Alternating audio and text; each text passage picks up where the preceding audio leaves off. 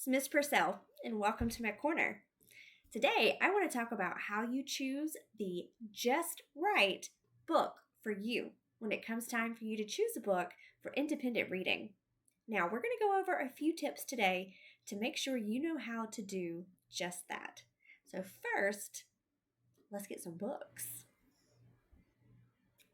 Okay, let me show you some of the books that I gathered for us to go through.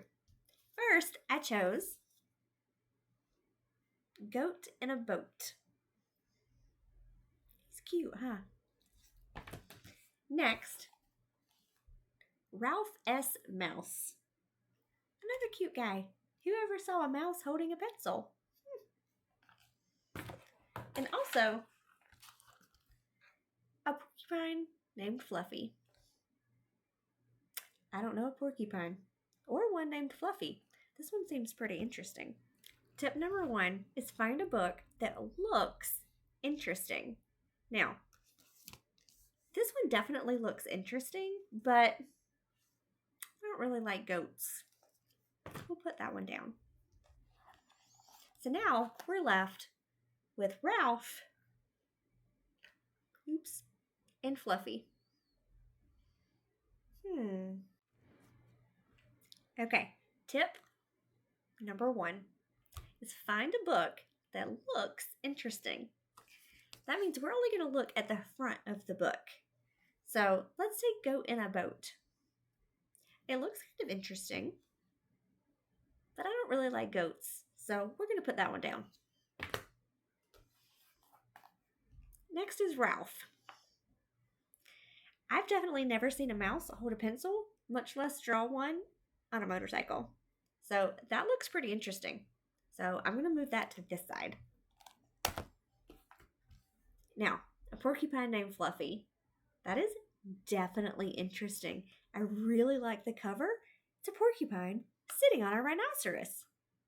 Who wouldn't want to read about that? So that leaves me with 2 really good choices. And that brings me to the next tip. Tip number 2. So, how long is independent reading time in class? Do you get an hour to read by yourself? Do you get 10, maybe 15 minutes to read? That's where tip number 2 comes in. You want to choose a book that's the perfect length for the amount of time you have to read. So, let's go back to our 2 books.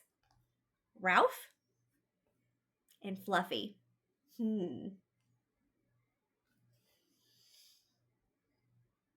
Which one do you think you would choose for your independent reading time?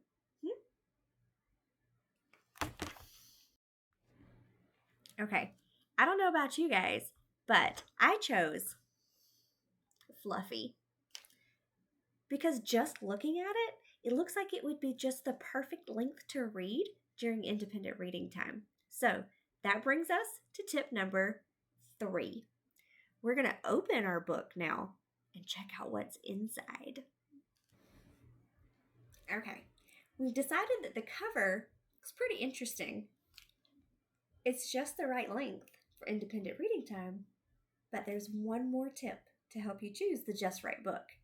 Now, we're going to open it, and we're going to look at whatever page we decide to open the book to.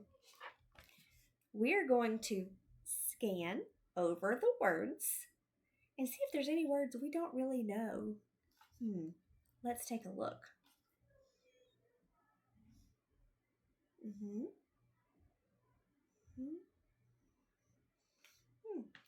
I knew all those words. So I bet this is a just right book. If you ever open a book and you can count 5 or more words, let's count 1, 2, 3, 4, 5 or more words that you don't know, that's probably not a just right book.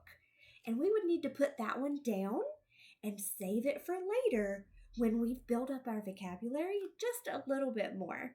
So, this looks like our winner.